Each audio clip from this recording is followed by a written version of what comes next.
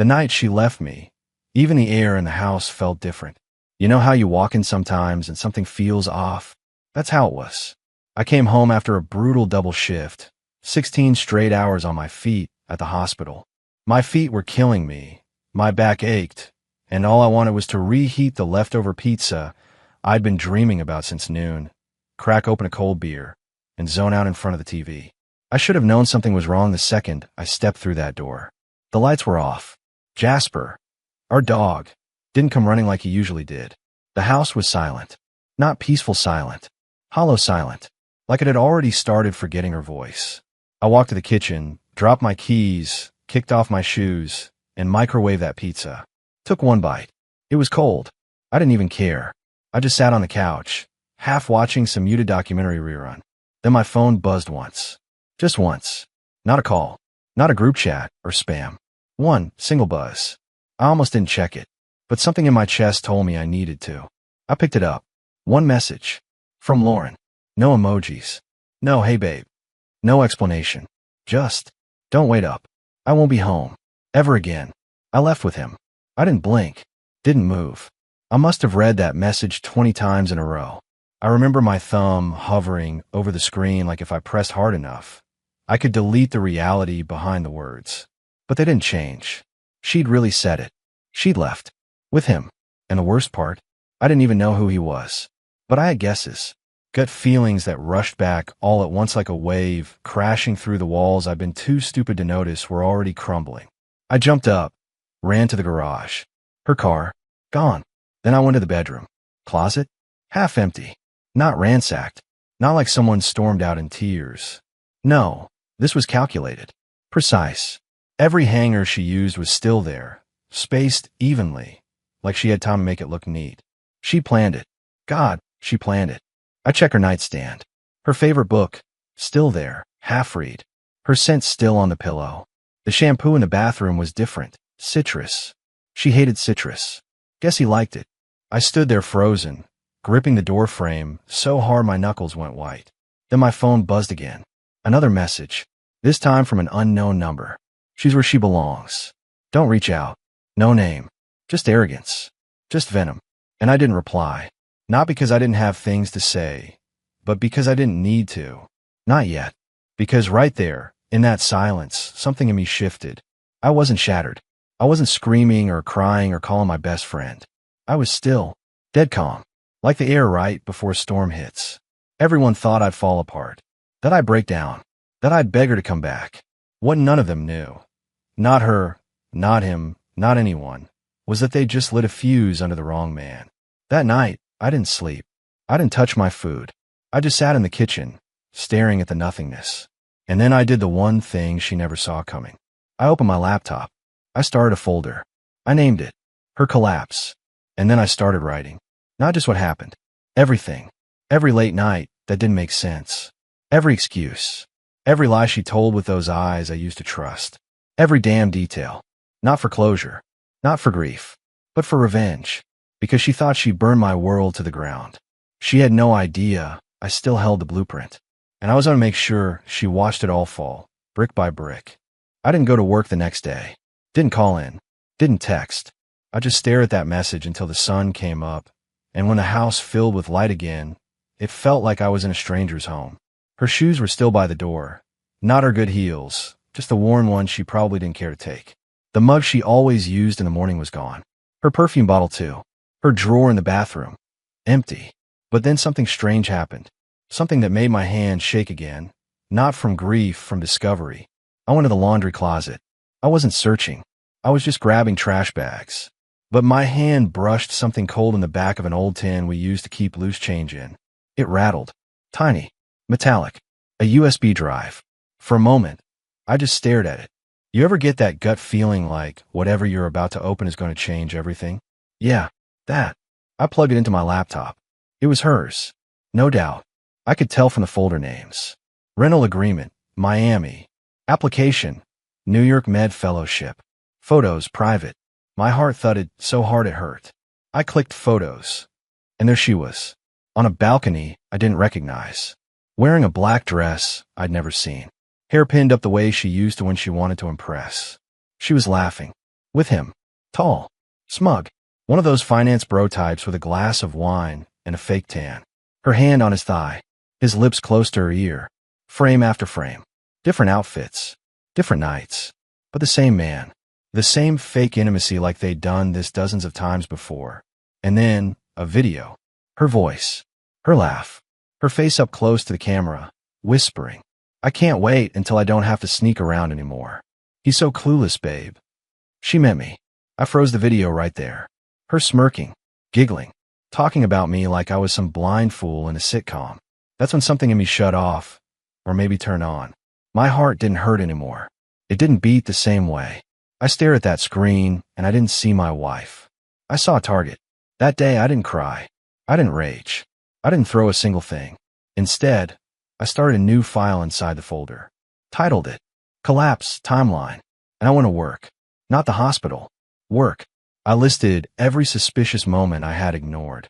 The nights she came home smelling like cologne. The gym bag that never had sweat in it. The business trip she took last month that didn't match her calendar. The new citrus shampoo. The Uber receipts tucked behind our Visa bill. Every lie was now a nail. And I was building something, not grief, not healing, a trap. Because here's what she never realized. I built her dream, paid her tuition, co-signed the lease for her clinic, put my name on every investment, every bank account, every LLC she used for her medical side hustle. And while she was off with Mr. Protein Shake planning a new life, I was quietly making sure every legal thread was still tied to me. I wasn't going to yell. I wasn't going to beg. That wasn't my style. What I was going to do, bleed her out, silently, precisely, legally. And I was going to start with the house. 6 months ago, she wanted to refinance. Said she wanted freedom. Didn't want to deal with brokers. I handled it. She signed the documents without reading. She trusted me. She thought both our names were still on the deed. They weren't. That house was mine.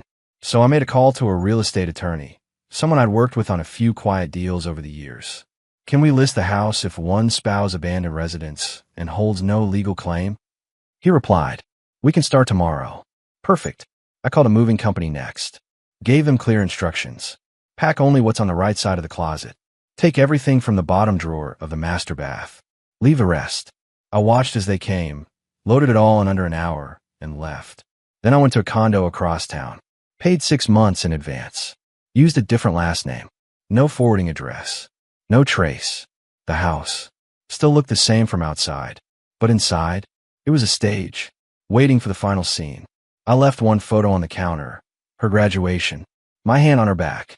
The day she told me she had a migraine and skipped our dinner plans. Lies. Next to it, I left a note. Enjoy your new life. I already am. I locked the door behind me for the last time and flipped the porch light on so she'd think someone was still home. Let her walk into silence. Because that silence, that was me, and I was just getting started. She came back on a Thursday. I know that because I watched it happen from across the street, behind the tinted windows of a borrowed Honda Civic I'd parked 2 houses down. Hoodie up, sunglasses on. I looked like a bored rideshare driver waiting for a ping. It was just past 6 p.m. when her silver crossover rolled up to the curb, slow and casual, like nothing had changed. Like she hadn't vanished. Like she didn't burn everything down with a text message and a smug ghost of a man. She got out, phone in one hand, boutique shopping bag in the other. Dressed like she'd just come from a spa or some overpriced brunch. Her shoulders were back. Hair curled. That signature Lauren poise. Fake confidence wrapped in perfume. She climbed the porch steps like she owned them. Slid her key into the front door. Click. Nothing. I saw her freeze. She jiggled the key. Tried again. Her body stiffened. She twisted the knob harder this time, then stepped back like the house had betrayed her. She had no idea what I'd already done. 2 days before, I had changed the locks. Legally. Because guess what? When someone sends a text that says, I left with him, that's abandonment of property. I had the documents signed and filed before she even unpacked her little weekend bag in his condo. I watched as she paced the porch like an entitled Airbnb guest who lost her code. She pulled out her phone. Dialed once. Probably me. Old number. Disconnected. Dialed again. No luck. 5 minutes passed. Then 10. She knocked. Once, twice. No answer. And I didn't move. Just sipped my lukewarm gas station coffee and let the moment unfold. Then, like clockwork, my inbox dinged. Subject: you changed the locks. WTF is wrong with you? This is my house too. I'm calling a lawyer. You better not touch my stuff. I'll be back tomorrow and it better be fixed. You're acting insane. No greeting. No apology. No explanation. Just entitlement. She was still living in her fantasy, where she was the victim, where I was the crazy one. I didn't reply. Instead, she got my autoresponder. This email is no longer monitored. All communication must go through legal counsel. Have a good day. That was the moment she realized she'd lost control. I saw it in her eyes as she stood there, back door bolted, blinds drawn. The life she thought she was stepping back into. Gone. She got her car and drove off. But not home. Because that house wasn't hers anymore. It never really was. I followed her. Yeah, I needed to know where she went. Not for revenge. For confirmation. She pulled into a luxury apartment complex across town. Sleek glass lobby. Valet parking. That whole fake minimalist vibe that screams, look at me. I'm independent. 10 minutes later, he walked out. Him. Mr. Smoothie King. Wearing gym shorts and no shoes. The kind of guy who probably says grind set, unironically. Hair still wet from shower. Holding a green drink in one hand and Lauren's pride in the other. He kissed her like he owned her. And she laughed. Loud. Clung to his arm like a teenager. The same woman who used to call me boring for being too predictable. Now wrapped around a walking midlife crisis in board shorts. I didn't flinch. Because that wasn't my wife anymore. That was the lie I used to sleep beside. By midnight, I started phase 2. She left her old laptop behind. Guess she forgot it in her rush. It was still logged into her cloud account. Text backups. Email access. Photos. Notes. Everything. And what I found wasn't just betrayal. It was premeditated. Conversations with her best friend.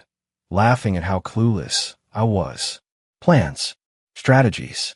Don't worry, babe. He won't fight. I'll get the house, the clinic, and the account. Just give a month. I printed it all. Every screenshot. Every smug message. Every timestamp plan she made behind my back. And I mailed copies, real physical copies, to a P.O. box I opened under a fake name. I wasn't just collecting evidence anymore. I was building a firewall. Sunday. She came back again. But this time she brought him. I saw their car turn onto the street. Same smug energy. Same couple goals aesthetic that made me want to laugh.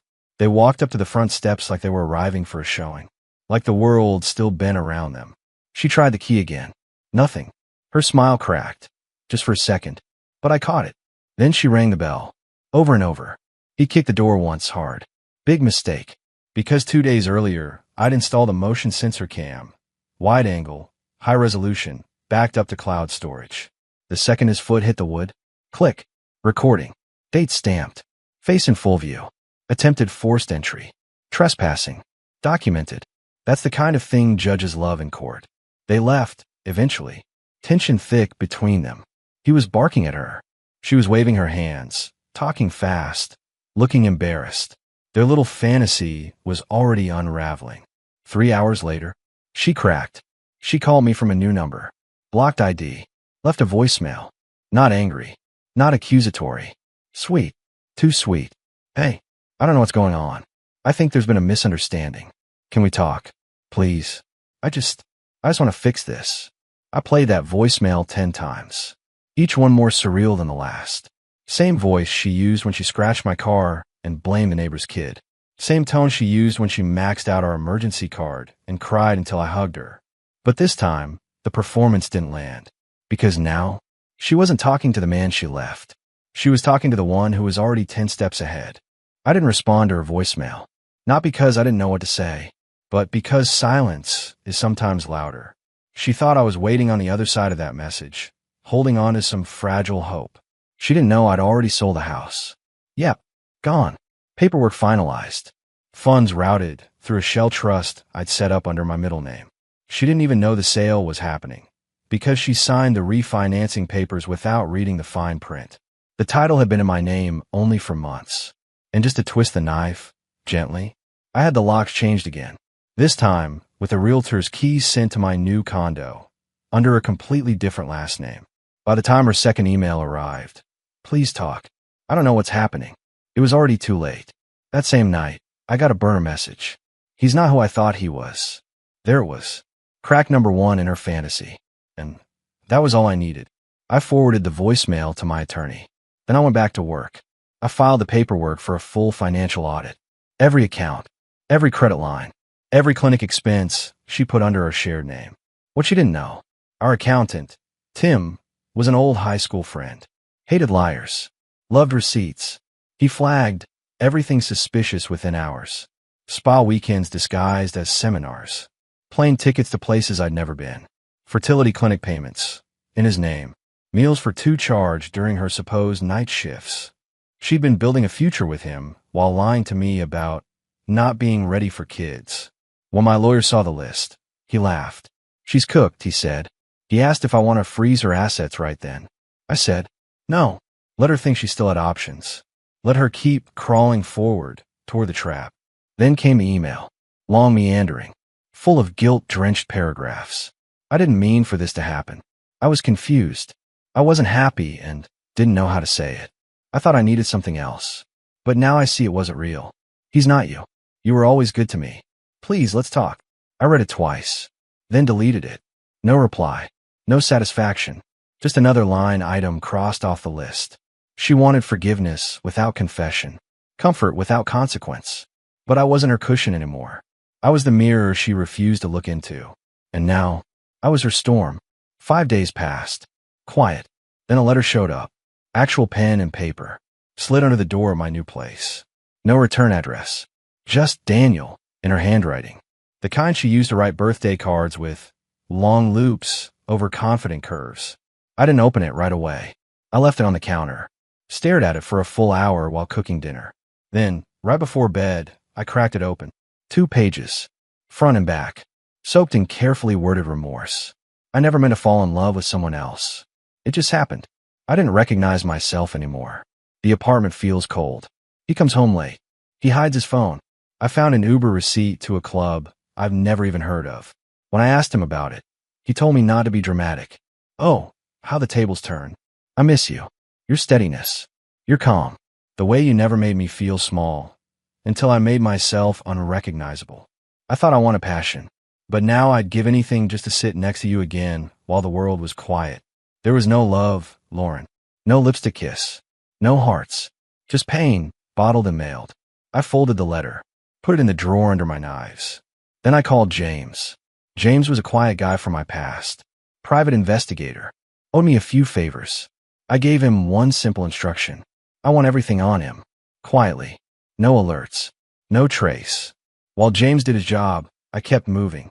I changed banks. Froze every account with her name on it. Dissolved the last business tie we had. Had my lawyer send a final claim of property to her email. Subject line. Notification of transfer. Final. And it was everything. The house sale. The asset division. Her removal from every financial line that ever tied her to me. Clean. Sharp. Unmistakable. By the time she read it, the money was already gone. Locked in a 30-day trust. Unreachable. Just like me. 3 days later, James called. You're going to want to see this in person. We met at a quiet diner. He slid the folder across the table like we were in a mob film. Inside, photos, surveillance, text logs, receipts. Turns out Mr. Green's smoothie wasn't new to this. He had a pattern. 3 restraining orders from past relationships.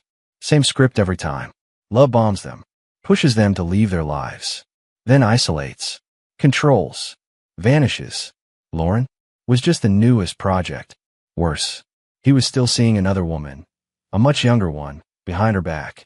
Every Thursday night. Every third Sunday morning. Documented. She was nothing more than a rerun in his highlight reel. And she didn't even know. Yet, that night, she called again. Not from a burner. Not from a blocked line. From her old number. The one she knew I'd blocked. Which meant she had to go through hell just to get it working again. I let it ring twice. Then answered. Silence. Then, thank you for picking up. Her voice. Small. Cracked. Nothing like the Lauren who once mocked my routines. She spoke for 10 minutes. Said he'd changed. Said he locked her out of her own accounts. That he got jealous. Controlled who she called. Said she missed her friends. Her family. Even her stupid plans. Then she said something that caught me off guard. I keep thinking about our last Thanksgiving. You fell asleep on the couch watching the parade. I covered you with that ugly scarf and thought, I don't love him like I used to, but now, I'd give anything to go back to that exact moment and just stay there. I didn't say a word. Then finally, I said one sentence. You left me with a text. That was all. She didn't argue, didn't beg. She just whispered, I know, and cried. Not loud, just softly, like something inside her had cracked too deep to fix. I ended the call, because the bridge she burned wasn't even ashes anymore. It was rebar and ruin. 2 days after that call, she came to my building. No warning, no text, just showed up. The doorman buzzed my unit. Mr. Grayson, there's a woman here asking for you. Says it's urgent. I asked what she looked like. He said, soaked hair, skinny, tired. Looks like she hasn't slept in a while. Yeah, that sounded like her. I told him, keep the door locked. And I watched, from the third-floor peephole, just like the last time, only this time I didn't hide. She stood outside in the pouring rain. No umbrella, no coat, just trembling, waiting, hoping. She didn't call my name, didn't knock. She just stood there like a shadow stuck in place. After 10 minutes, she reached into her purse and pulled something out, handed it to the doorman. Please make sure he gets this.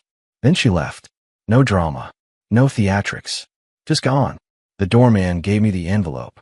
I didn't open it right away. I cooked dinner first, chicken and rice. Simple, the kind of meal she used to scoff at and call lazy. But it tasted like peace now. After I ate, I sat at the table, opened the envelope. Inside was a short letter. Not poetic, not manipulative, just broken. Daniel, you were right. About him. About me. I don't deserve forgiveness. I won't ask for it again. But I needed to say this. I loved you. I think I still do. But I was too stupid and too selfish to understand what that love meant. You gave me peace, and I mistook it for boredom. You gave me trust, and I use it like a blank check. You gave me a future, and I traded it for a mirror. I destroyed the only good thing I ever had. And I know, I don't get to rebuild it. Wherever you are, I hope you're happy. Truly, M. I folded the letter, set on the counter. Didn't cry, didn't sigh, didn't feel anything. Because when the wound finally heals, even the blade that made it just looks like metal. She was just a chapter now, a story I could close, without flinching. That night, I burned the letter, watched the flames curl each word into ash. Not out of rage, but to make room. Room for me, for the man I was before she hollowed me out. 2 weeks passed. I walked past our old street. The coffee shop she used to love, boarded up now. The park bench where we talked about kids, empty. The house, for rent. The lawn freshly cut. No ghosts left. And for the first time, I didn't feel grief. I didn't feel anything. I was done. Not healing. Healed. A few days later, a mutual friend called me. Hesitant voice. Apologetic tone. Hey, I wasn't sure if I should say anything. But Madison's in the hospital. I didn't react. It's not life-threatening. Just bad. She collapsed at work. They said she hadn't eaten in days. Some kind of breakdown. He trailed off, waiting to see if I still cared. I didn't. Not in the way he thought. No panic. No sadness. Just confirmation that the path she sprinted down ended exactly where I knew it would. She didn't just fall. She collapsed. I didn't call the hospital. I didn't send flowers. Instead, I opened the small notebook I'd been keeping since the night she left. On the first page, I had written, when she breaks, you do not go back. No matter how loud she cries. No matter how convincing the story. You do not go back. I read it 10 times. Then I turned the page and wrote something new. Sometimes love is letting go. Other times, it's locking the door and walking away, while they scream on the other side. Later that week, she showed up one final time. Lobby. Same building. Same doorman. He buzzed again. She's asking for you. Just standing there. Won't say anything else. I looked out the window. There she was. Hair down. Dark circles under her eyes. Holding something in her hand. Another letter. She didn't ask to come up. She didn't call.